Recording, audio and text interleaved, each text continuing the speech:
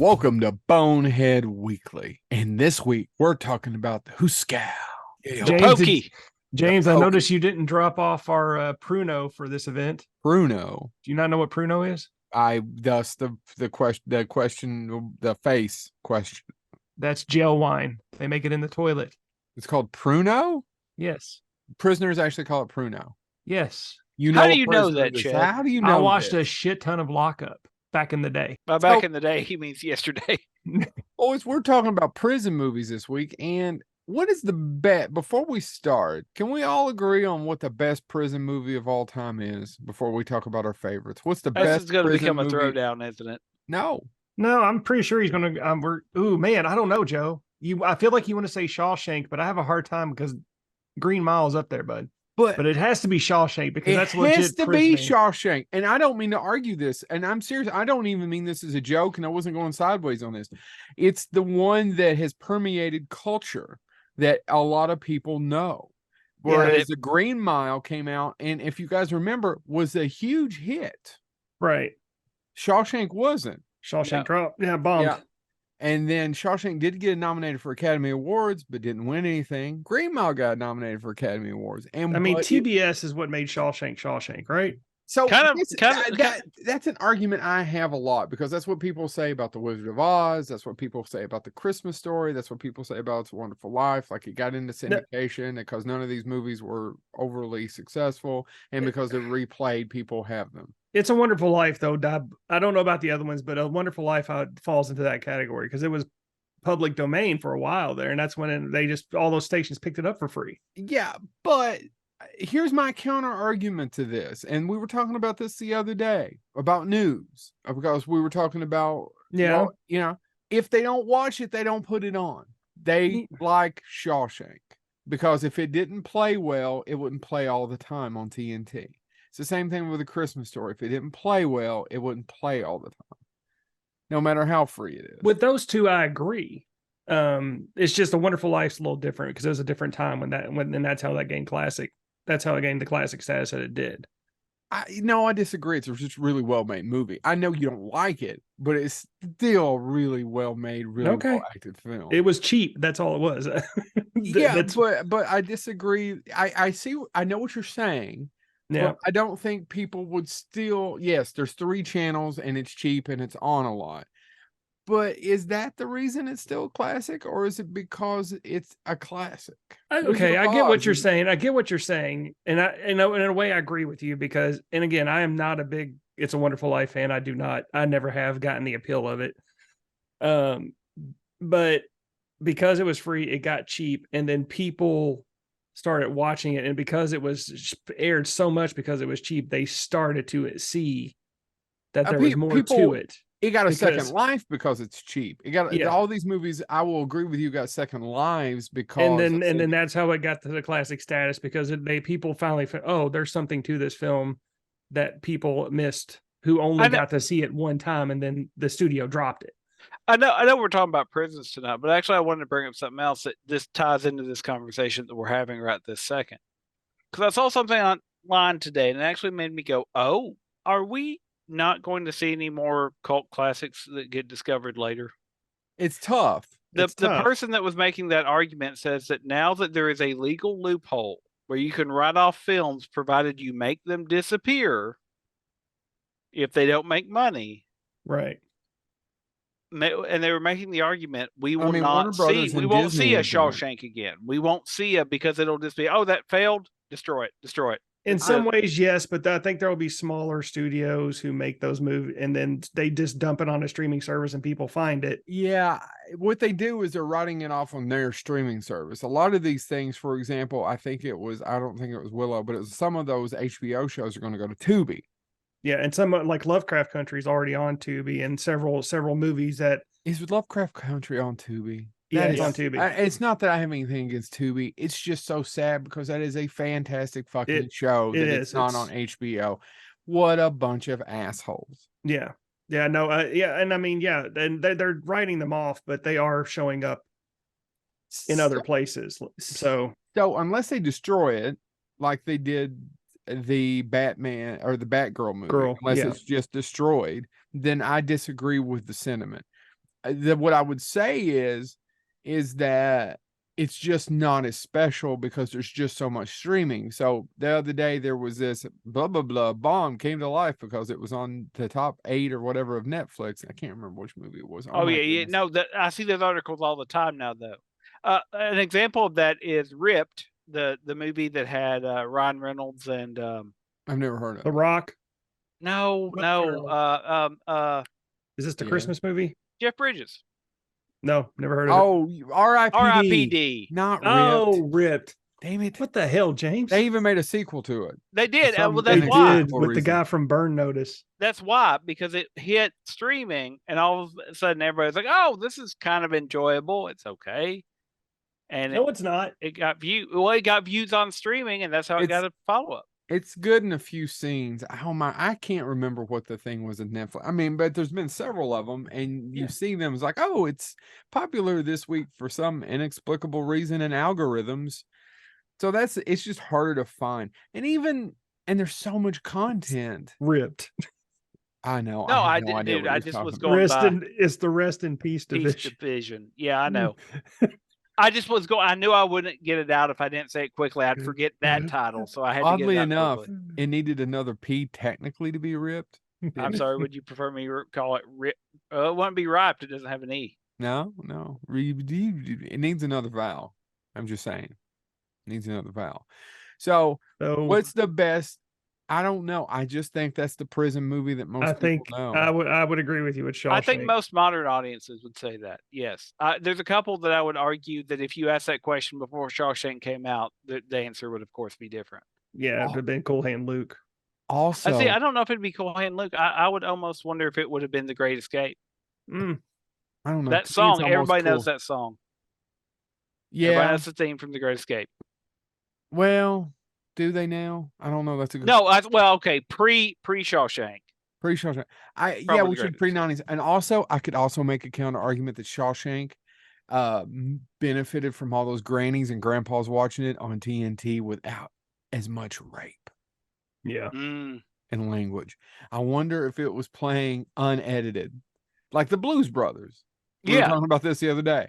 A lot of people don't know who grew up on TBS, the actual Blues Brothers movie. They just know the PG TBS version. Right. Which is quite a bit different. Same with Christmas Story. Nobody's seen the hard R Christmas Story. Right. Where Ralphie does horrible things to that teacher. Right. Listen, she didn't run her sass mouth all the time. That's right. So I another just thing to throw out there. Would they still find it? I don't know. Shawshank. People love Shawshank. Now, gentlemen, who wants to go first talking about their favorite prison movie? I'm going to go first. Lock Up or Lockout. What's it called? What was the one that ripped off Escape from New York? Just so you know. Oh, Escape from New York? Is it Lockout? Lock Up? What Guy Pierce? Lockout, isn't it? It's Lockout. Yeah, it's Lockout. I figured it's Lockout. Directed by Luc Besson, right? Or is it just produced by him? It's just produced. And guys, and for our audience, real quick, I'm sorry, I was being a jerk when I said who's going to go first and then jump. Blackout is one of the few movies that lost in court to a copyright infringement in French court. John Carpenter won. It's such a ripoff of Escape from New York. I did enjoy it though. I'd love any movie with Guy Pearce in it. Well, yeah, 20 minutes of it's good. By the way, because we jumped off this, I do want to point out. Pruno or prison wine is an alcoholic beverage variously made from apples, oranges, fruit cocktail, fruit juices, hard candy, sugar, high fructose syrup, and possibly other ingredients, including crumbled bread. Okay. Well, I wanted, before we get into this, I know there was so many episodes, so many scenes in Lockup where they showed prisoners having garbage bags full of Pruno and talking about how they made it. I know Chad normally does when we do the yearly reviews. He'll tell a little bit about the year. I wanted to start this off with, forgive me, but with a little bit of the history, because there is an important point about prisons historically. First, the federal government didn't get into the American federal government didn't get into the prison business until 1891. They left it to the states. But what I want to talk about is just the evolution of prisons, because originally prisons were punishment and they were a way to remove people from society. It is only in relatively recent history that it's became about corrections and making people better. Uh-huh. And I think that's important, even if you're just talking about films, because one of the things that I think we can talk about as we talk about the films is, are the prisons in these films, are they about removing people from society as punishment, or are they about correcting behavior? And I think most of the time films go, of course, for the more emotional punishing, right? It's not about fixing them, it's about punishing them. And that's, I think that's interesting.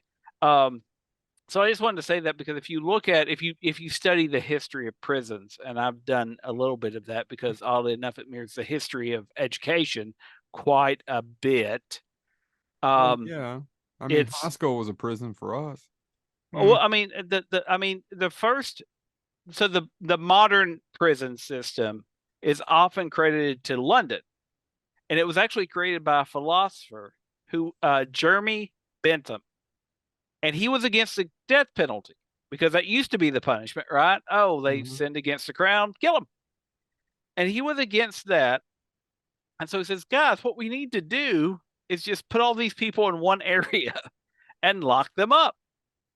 And then, of course, he was worried, though. He realized that that would be a drain on society, that it would have to be funded and all that stuff. So he designed a prison where they would never know how many guards there were. And so you could technically staff it very sparingly, but still had them. So you would have to hire fewer, quote unquote, peace officers.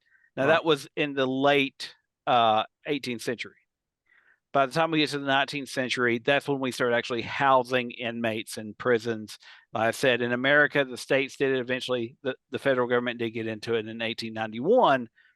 But, often we see these films, go ahead and Luke's an example of one, where there are these punishment systems, right? You're working the road crew, you're working, or you're getting whipped.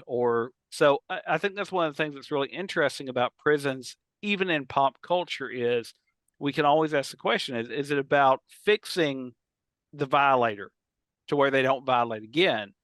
Or is it about removing them from society and punishing them?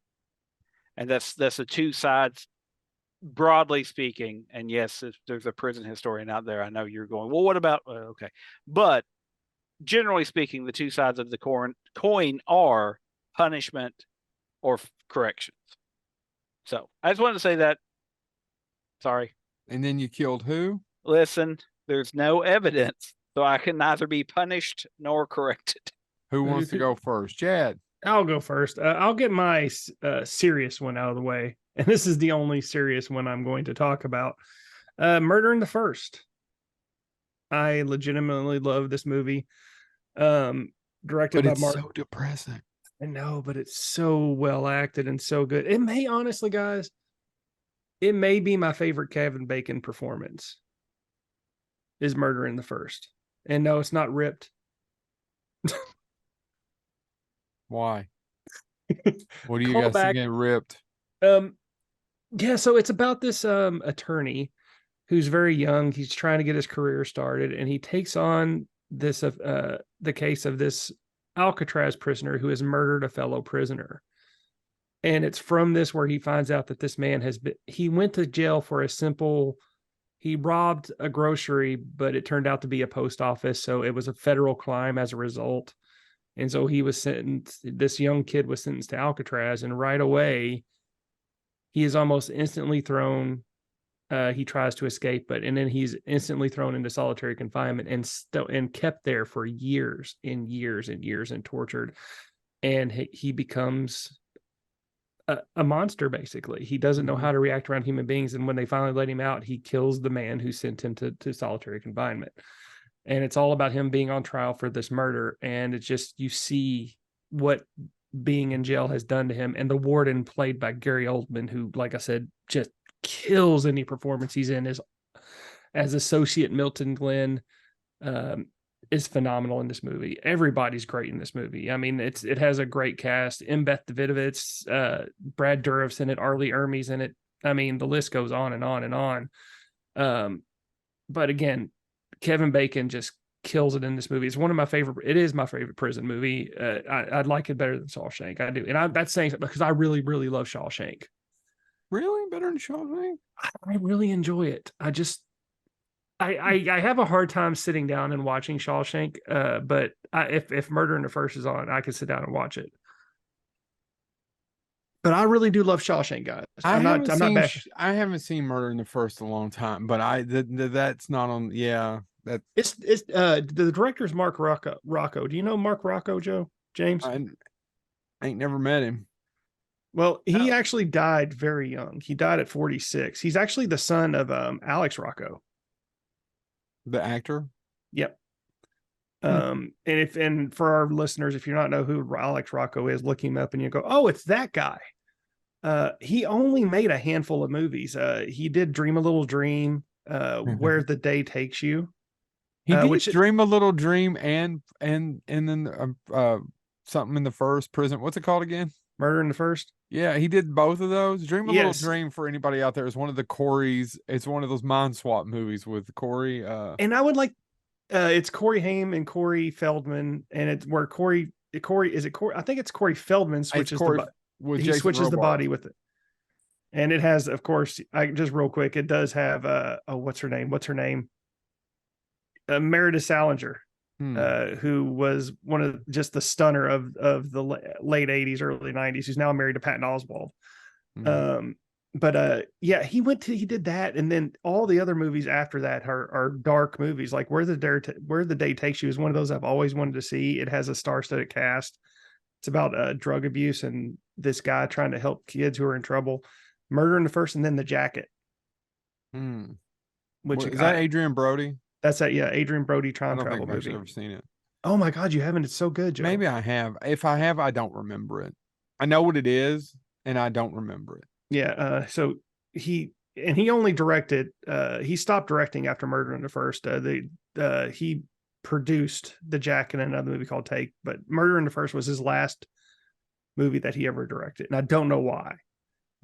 But that's my first pick is Murder in First. If you haven't seen it, please check it out. It is a great film. And again, it may be Kevin Bacon's best performance. James, you mind if I go next? Thanks. No, real quick. I just want to say, Chad, I know you must not have seen it because you would have a different feeling. You, sir, need to go watch the Guardians of the Galaxy Christmas special. Holiday special. I did see it.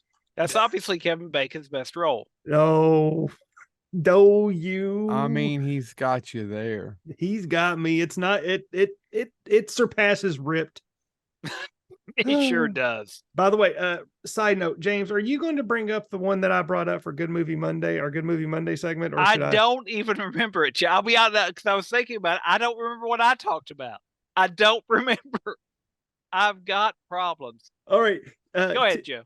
Lambert. Oh, no, go ahead. You can do that one. Okay. So I want to do one that I didn't really think of as a prison movie, but it clearly is a prison film. Yeah, Vincenzo Natali is incredibly. I didn't even know who he was. He's not. He's incredible. This actually is probably not his best film, but this is one of the best movies I have ever seen from kind of a first-time director. And I want to talk about 1997's Cube. Such a hack. Yeah. God, that's a great movie. It's a good movie. I didn't even consider that as a prison movie, but it is, isn't it? But they are prisoners. They don't know who they are. They're not for sure why, and they can't get out. Well, and their names, Their names are all allusions to prisons, Levin and Worth, and they're all prisons. And the movie I didn't know if I even caught on to that. And the movie takes place in a cube. And as they're going from cube to cube, and it's a small, low-budget film, some of them are booby traps, some of them are not, and they have to try to figure out and work together, and then one of them has a secret. Now, the less I tell you, the better. So it's on a ton of streaming. Actually, there's a pretty good sequel. Cube 2 is not bad. He's not involved with that one, right? No, I don't think so. And there's like Cube 0. There's a couple of sequels that aren't actually half bad. I always say this too about one of my favorite werewolf films, Ginger Snaps, that actually the two sequels aren't terrible either, by the way. You should check them out. They're not as good as the first one, but they're pretty good considering that they're direct-to-video sequels. Same thing with Cube. Go ahead, Chad. Just side note, it's one of those questions of what happened, because, I mean, I don't think this is your favorite movie of his. I might be wrong, but No, Splice. Splice is my favorite. Splice is everything works in that movie. It does.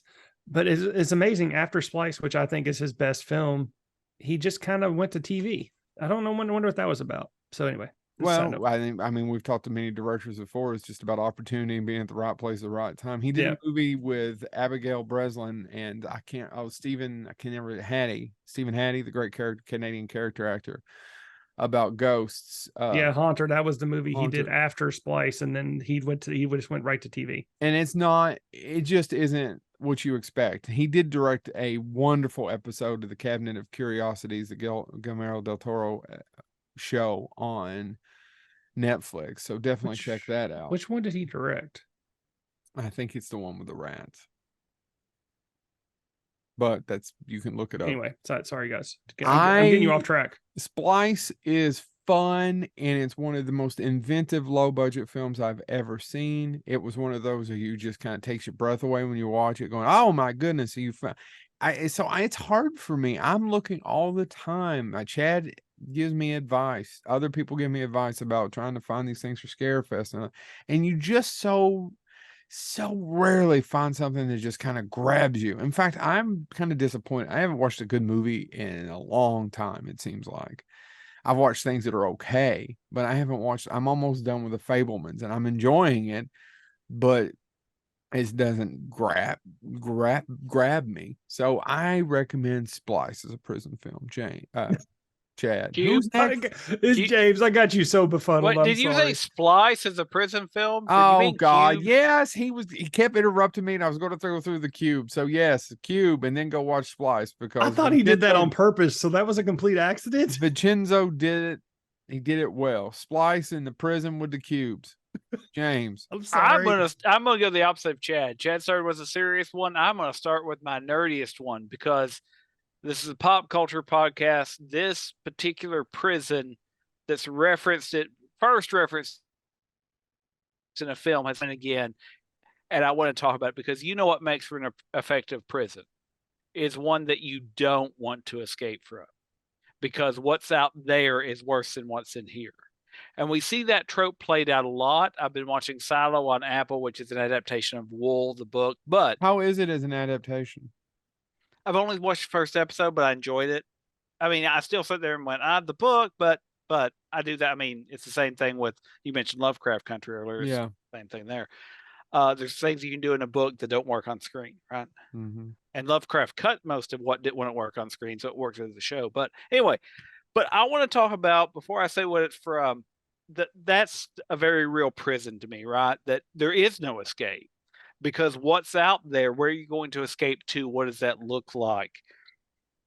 And I think that's a really effective thing. And so in the particular place it first premiered, you have these two wrongfully accused people sent there, and it's a forced labor prison. So they have to, but when they're not laboring, there's fighting among the inmates. There's all this stuff. And ultimately, the only way one of them finally establishes enough street cred to where they can be left alone is he damages someone else's genitals. And I think that's really what makes a compelling prison, though, is that even at that point, when they have credit and street cred in the prison and they're trying to plan an escape, there's a very real chance that even if they quote unquote escape, they're going to die, because what's out there is bad. It's horrible. And of course, I'm talking about the most classic. Oh my God! I thought you already said the title and I missed it. And no. What the I'm hell talking about the most classic prison movie of all time. It's the movie that when you say science fiction prison, everybody goes, "Of course." I'm talking about Star Trek VI: The Undiscovered Country. Rura Penthe is. That's a long build up to get where we went. I told you I was going to start nerdiest first. By the way, Vincenzo's other really good movie I enjoyed was In the Tall Grass. It's a Stephen King adaptation. James, I love you, but I hate you. Rura Penthe, though, is a great idea for a prison, right? Your punishment if you misbehave, if you won't mine, if you won't work, if you won't labor, is they just let you go, because outside you'll freeze to death. I mean, that's literally so imprisonment in this forced labor camp where there's children mining, there's women, men, it doesn't matter. If you were accused of a crime by the Klingon Empire, they're going to work you to death.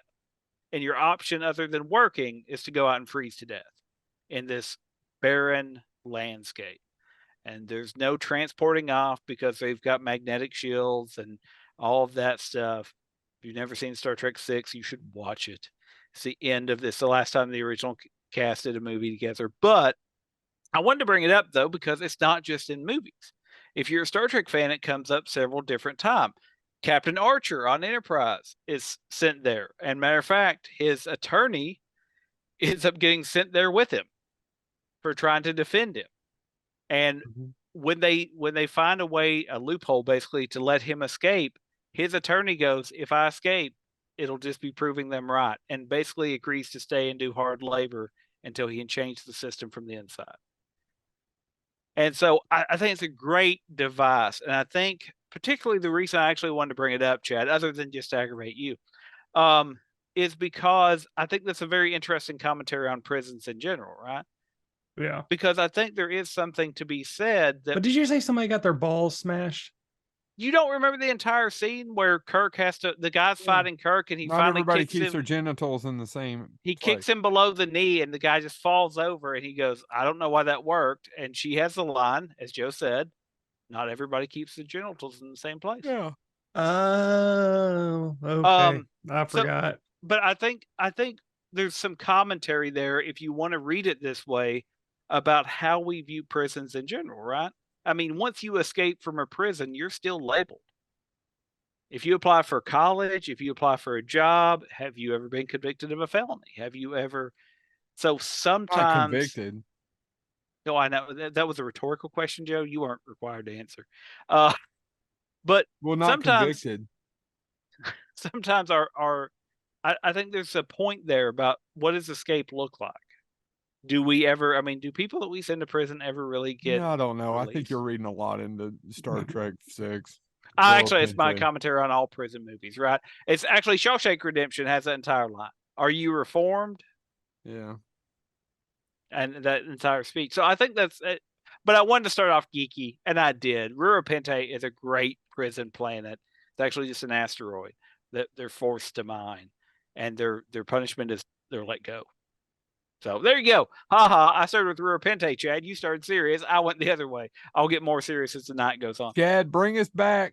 Chad, I'm going to go in quick and bring us back. I'm going to go in reverse, and I'm just going to tell you the title straight off the bat. Jean-Claude Van Damme, Death Warrant. You know, I actually don't know that I've ever seen it. I've seen scenes. This is where I would tell you don't waste your time.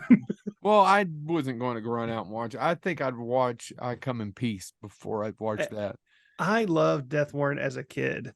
And honestly, you guys, I was thinking about this for my list, and I realized that Jean-Claude Van Damme movies in the early 90s is probably what got me through puberty. That's more information than you could masturbate to Jean-Claude? No, it's every movie he had. I had a crush on the female co-star. So in Death Warrant, it was Cynthia. Female co-star, he says. Well, it was in Death Warrant, it was Cynthia Gibb, who I thought is absolutely stunning in that movie. Double Impact had Alona Shaw.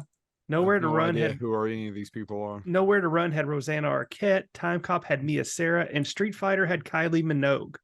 I mean, right there, guys. Jean-Claude Van Damme, and I had to watch every Jean-Claude Van Damme movie that came out because my brothers were big Jean-Claude Van Damme fans.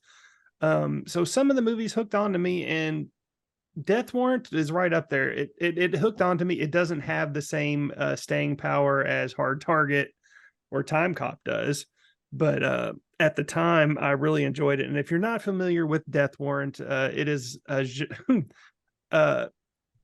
Jean-Claude Van Damme plays a cop who is sent into a corrupt prison to figure out what's going on there, and they send him in as a prisoner to figure out what's going on.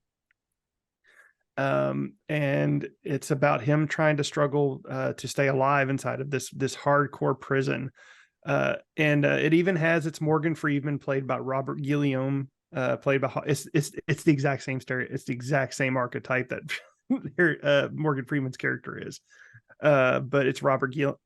I can never say his name right. Robert Gilliam, I think is how you say it. That's okay. But it also stars Patrick Kilpatrick as the serial killer called the Sandman, who Jean-Claude Van Damme sends to the prison. Art LaFleur, guys, plays the main prison villain, Sergeant DeGraff. And even Armin Shimmerman's in it as Dr. Gottsman. So I had to do just a Jean-Claude Van Damme movie to talk about prison movies. And then the best part about this is it doesn't even look like a prison. It looks like a warehouse because they fight in the boiler room. And the boiler room is literally small prison, go down and fight in the boiler room. And it's this massive factory with like burning coal, like huge, what's the word I'm looking for? Furnaces and things like that, which you would not find in any prison. Yeah. So it just it's written by David S. Goyer too, by the way. Forgot to mention that. So that's my second pick, Death Warrant. Here's mine. It's directed by Nicholas Windigo Refn. And I am going to say, as someone said earlier, I think this is the best performance of this actor. An actor who I think is a kind of a star, but actual character actor. Tom Hardy's best performance. I'm going to talk about Bronson. Ooh, it's over here on my shelf. I love Bronson. It's about a man who was sentenced to 7 years in prison for robbing a post office and ends up spending 3 decades in what? Solitary confinement. Like Murder in the First. His own personality is supplanted by his alter ego, Charles Bronson. That's the plot, right? Yeah. But man, he transforms into this just malevolent, chiseled, badass, awful person. James. And what? James. Yes. Yeah. Watch this. Man Drive's a good movie. Is that the one where nothing much happens and it's basically an 80s movie? Yeah, but what's his name? Albert Brooks is amazing. Albert Brooks is good in that one. Yeah, yeah. So yeah, let's talk about Drives. Sorry, Jay. But no, yeah, Tom Hardy as Bronson is phenomenal. He's just batshit insane. And the actual guy it's based on actually gave him credit and said, "No, he got it. That's exactly what I did. That's it." I mean, when you're doing a real life story and the real person goes, "Yeah, that's it." Well, that's pretty good. That's pretty good. Thank you for saying that. What I was going to add is there's some really, if you go on IMDb about it, there's some pretty good trivia. And one of them is the actual Charles Bronson, who we're talking about, shaved off his mustache and sent it to Tom Hardy so he could be made into a loose mustache for Hardy to wear. I didn't know that. Yeah. The director wasn't allowed to meet Charles Bronson in person since he's not from Britain, but was allowed to have 2 phone calls with him. Tom Hardy met with Bronson several times, and the two became good friends. And Bronson was impressed with how Hardy managed to get just as muscular as he was and how well he could mimic his own personality and voice. He believes Hardy was the only person who could play him, like James said. Yeah, just like he's the only person that could play a syphilitic Al Capone. Now, let me finish this with the best part of the trivia. So there was these 2 twins who were called the Cray twins who were murdering, thieving, awful bastards in Britain. Yep. Charles Bronson, the character who's in Bronson, became friends with the Cray twins in Parkhurst Prison in 1978. Tom Hardy has played all 3 of these motherfucking people. Yep, legend. Yep, and a movie called Legend, which they've never made a movie that actually kind of is good about those 2 twin brothers. I like Legend. I like him in Legend, but I don't like the movie. Yeah, I like Legend, but I agree with you. It's not great. And there's an 80s film that deals with it too. Oh, that's awful. That's not all. That also doesn't kind of do them justice. And if you know about the Crays, look it up. They're fascinating. When one was straight, one was gay, and they were awful. No, the Crays, those two, the characters play it too straight. I mean, there's nothing. The Crays from the 80s is boring as hell. Yeah, they're sociopaths. So Tom Hardy played all 3 of these people. I just find it fascinating. I do too. Who's next? That would be He James. also played the clone of Picard. Remember that? James. Remember that? Yes, he did. But they didn't go to Repente. They did not go to Repente. So I wasn't going to do this one, but I feel like I need to talk about it. So hopefully I'm not stealing one from Chad, but if so, he can do the one he did for Good Movie Monday. See, now you all remember there was a time period called the 80s and 90s, and there were a ton of action films made during the 80s and 90s. And who were two of the stars of those action films? You're doing Tango and Cash. No, I'm doing Lock Up. Escape Plan. Oh, I had almost forgot about Escape Plan, but if I remember correctly, didn't we see that in theaters? I didn't. I don't think I saw it in theaters. I don't remember. I saw it last year. That was the first I thought I saw it with one of you on theater. We had the director of the sequel on the show. Well, and I was about to say, so I didn't. I as you all know, I don't always keep track of directors. I didn't know the Escape Plan, which, by the way, the Escape Plan was the first major motion picture. Yes. Arnold had a cameo in Expendables, but this was the film that finally gave us Arnold and Sylvester Stallone doing a movie together. Sylvester Stallone and plays 50 Cent. And 50 Cent, you're absolutely right. Sylvester Stallone plays this guy that designs prisons to make them unable to be escaped from, and he ends up, of course, getting thrown in one of his own prisons, etc., etc. I didn't see that coming. And of course, he befriends an inmate played by Sylvester Stallone, or played by Arnold Schwarzenegger. They decide to break out. It also stars, as Joe said, 50 Cent, Vinnie Jones, Vincent D'Onofrio, Amy Ryan, but most importantly, as the bad guy, Jesus. Jim Caviezel. Yeah, Jim Caviezel plays the warden, who is, of course, corrupt. That never happens. And so it was it made $137 million worldwide off a $50 million budget. So it made some money. Got, as Joe said, got some sequels. But it was just one of those things that happened. But it was directed. Mikhail Hofstra, I can't say his name. Yeah, Mikhail Hofstra. Who also directed The Right with Anthony Hopkins. Yeah. And I blanked on what else he directed, Joe. It doesn't matter. No. Okay, hold on. No, there was one that I actually was like, oh, I didn't know he directed that. Sorry, I had it. I'm sorry. I was trying to get ready for when I talk. I'm not actually Well, sometimes you remember things, but I've aimed too high. He directed a couple of horror films. He directed The Right and 1408. 1408 is the one that I couldn't remember. 1408 is one good movie. It's I was going to say, visually, it's very compelling. So, but I saw the Escape Plan in theaters. I thought it was with one of you all, but obviously not. Or you just don't remember going places with me. That's fine. Either one of those could be true. The point being, though, is I preferred when they use that premise for Double Team. I saw Who stole it from the prisoner. I saw it. I don't necessarily remember too much about it, but I do remember it was a big deal that we finally, after 2 decades almost, got a movie with Sylvester Stallone and Arnold Schwarzenegger. So if you like prison films that are adventure films and also star 50 Cent, you really should check out Escape Plan. I remember enjoying it. It was just, I don't remember anything about it, 10 years, 20 years later. Whose turn is it again? Oh, I guess is it my turn? Oh, it's your turn. Yeah. We're round to round 3. So I am going to redo the one I did for Good Movie Monday in case you didn't hear that segment on our favorite Australian Glenn's podcast. I want to call him my favorite person named Glenn in Australia. Okay, do you have another one? No, but I mean, I don't want to eliminate those opportunities. Then shut your hole. I don't want to eliminate it.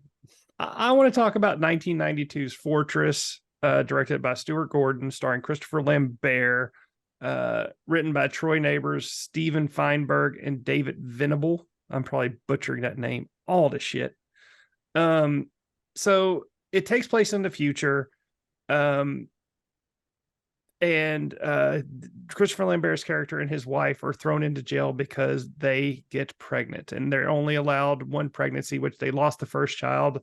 So they're thrown into prison for getting pregnant again. And during that time, they run into the evil warden played by Kurtwood Smith, who plays prison director Poe. And it has a great cast of character actors like Lincoln Kilpatrick, Jeffrey Combs, Vernon Wells, Tim Tolles is in it. Sorry, Tom Tolles. It is a great futuristic prison movie. A lot of great effects, in my opinion, for 1992 anyway. And Christopher Lambert, I, like James, was a huge Christopher Lambert fan when I was younger. Still am. I still love a bunch of his films from back then, Fortress being one of them. I need to go back and watch Fortress. It's real. I really do enjoy it, especially Christopher Lambert and Kurtwood Smith in it. Is it on Tubi? There is a bad special effect with Kurtwood Smith with the thing on his stomach or whatever that pops in my mind. Yeah, but I always look back at his acting in the film during that scene where you see that is really good. So he pulls it off, even though it's low budget 90s special effects. James, did you know who the part was actually supposed to go to? No.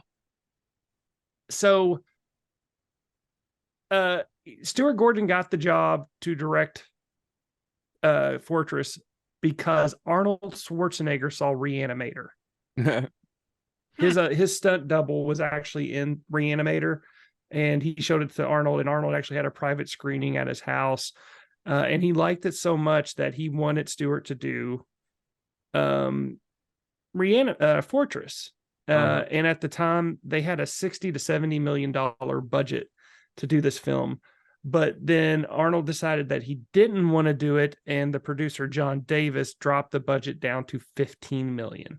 Yeah. So that's why it's cheaper. It didn't get the big release that it did because Christopher Lambert played Arnold Schwarzenegger. I didn't realize the film takes place in 2017. Makes it even funnier. Same thing with Demolition Man. It takes place. What was it? 1999, guys? Or was it 1999? It's later than 99. It has to be later than 99. No, I don't think so. I'll look it up. It was shot. I didn't realize it was shot in Australia, and it was actually shot at a prison.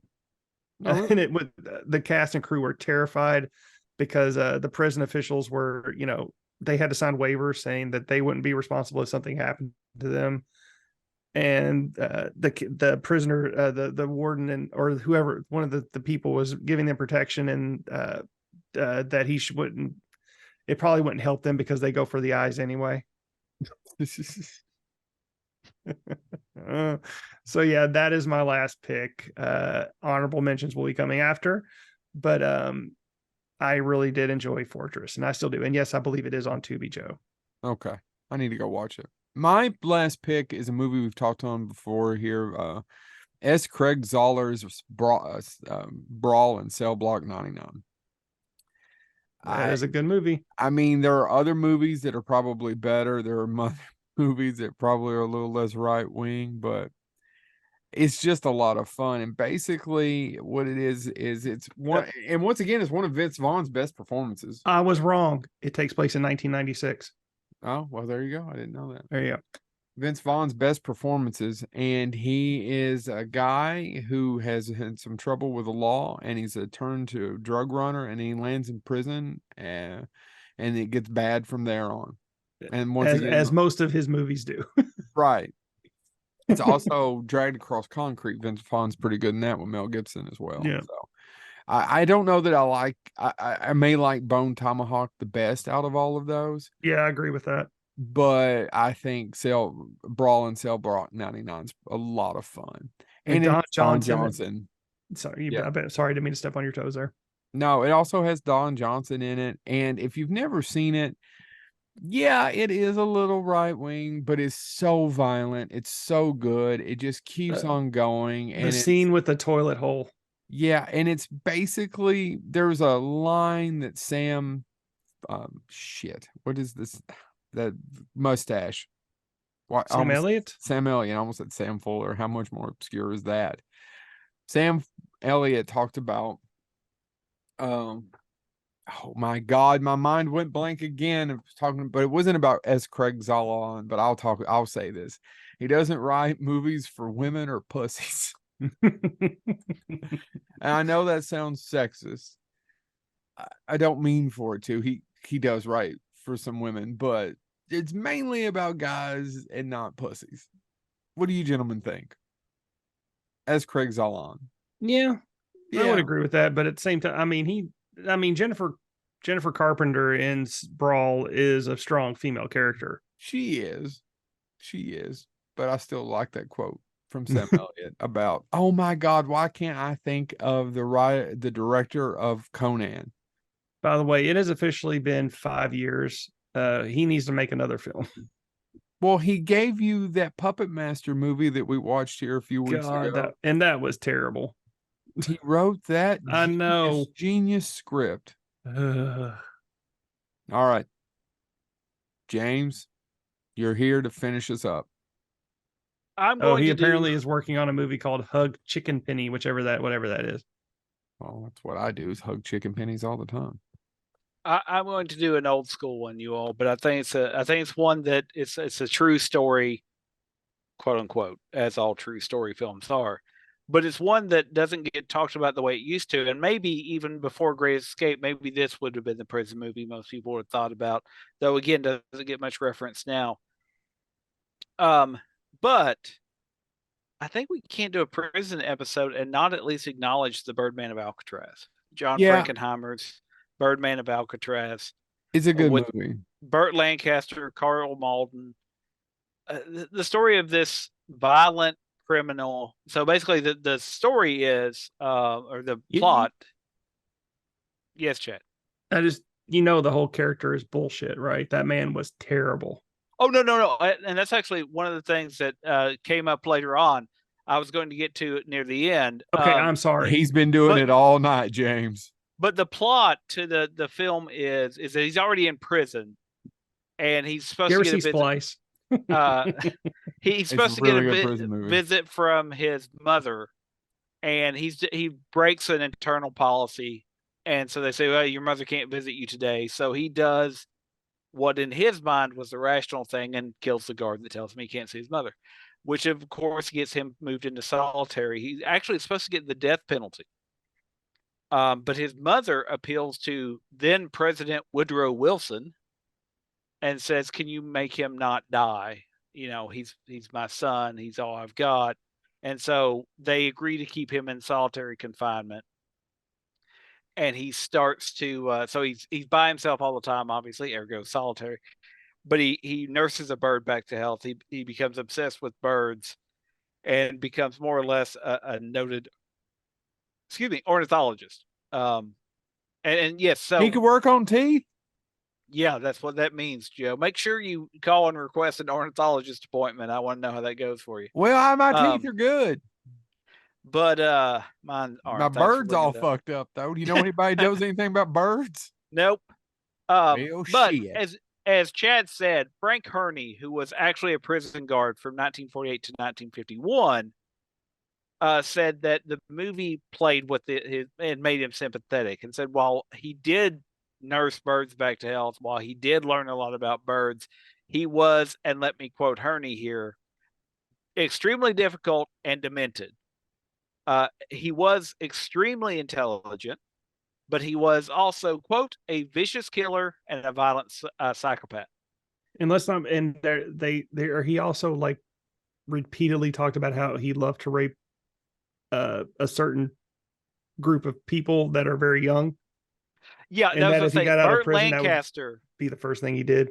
Burt Lancaster later said that after he played him, and because he died a year after the film, the actual Robert Stroud was his name. Yeah. Died a year after the film came out, after serving more than 50 years in prison. And Burt Lancaster said after he died that the one thing they couldn't put in the film was that he was, because the film made him, a lot of people said, well, why won't you parole him? He's 70-some years old. What could he do?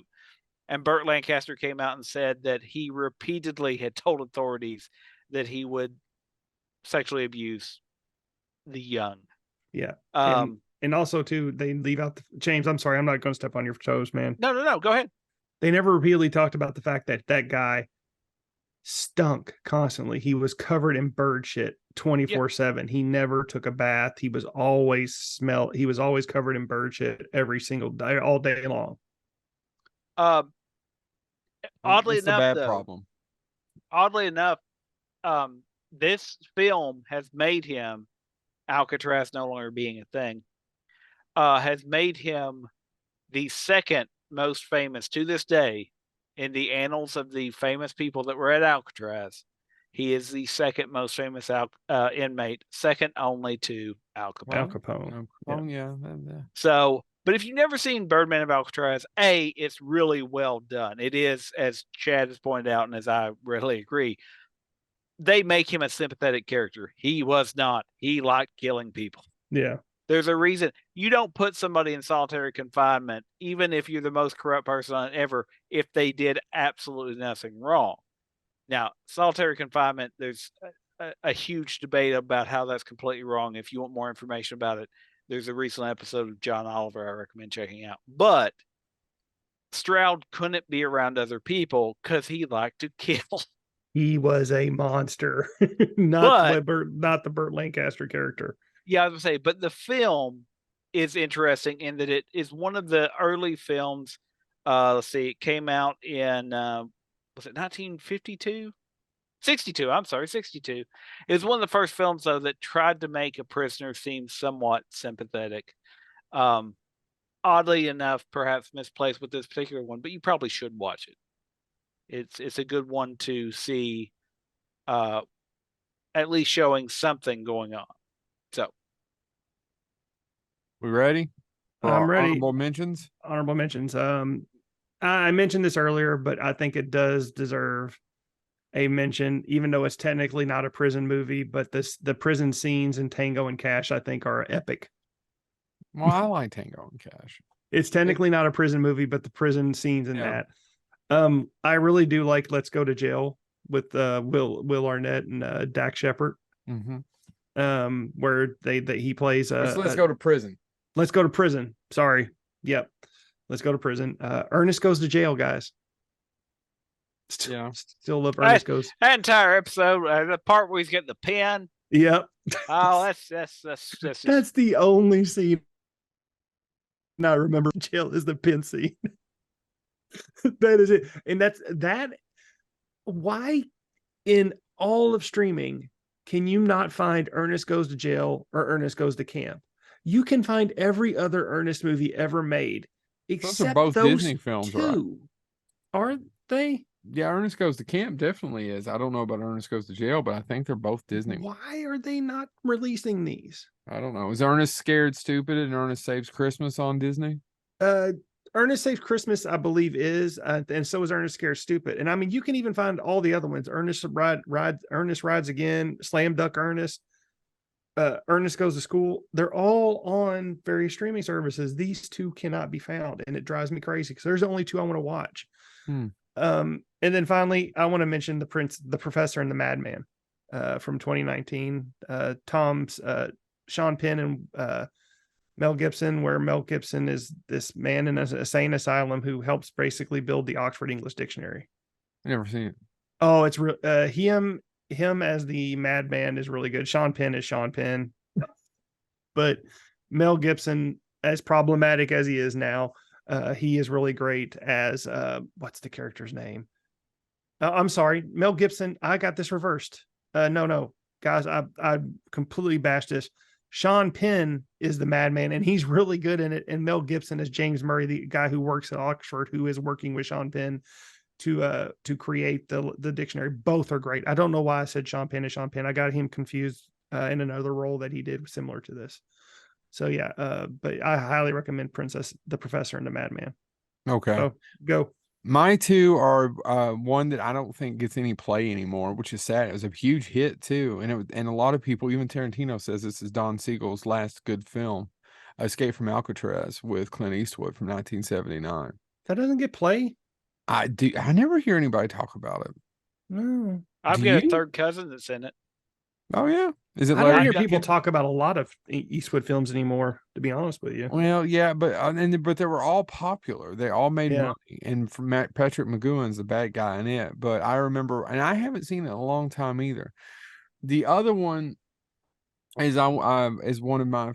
I actually don't even dislike the remake of it with Adam Sandler, The Longest Yard with Burt Reynolds. Yeah, I mean, you kind of have to mention The Longest Yard. You do. Movies. I didn't put it on my list because I thought you were going to bring it up, so that's why I didn't. There you go, James. I've got a couple honorable mentions that I have to do really, really quickly. I have to mention The Rock. It's obviously an old prison by the time they're there, but some of the best scenes in it are when they're locked in there. Having escaped from here before, how about you tell us how you did it? How in the name of Zeus's butthole did you get out of here? Even though none of that stuff actually exists in Alcatraz.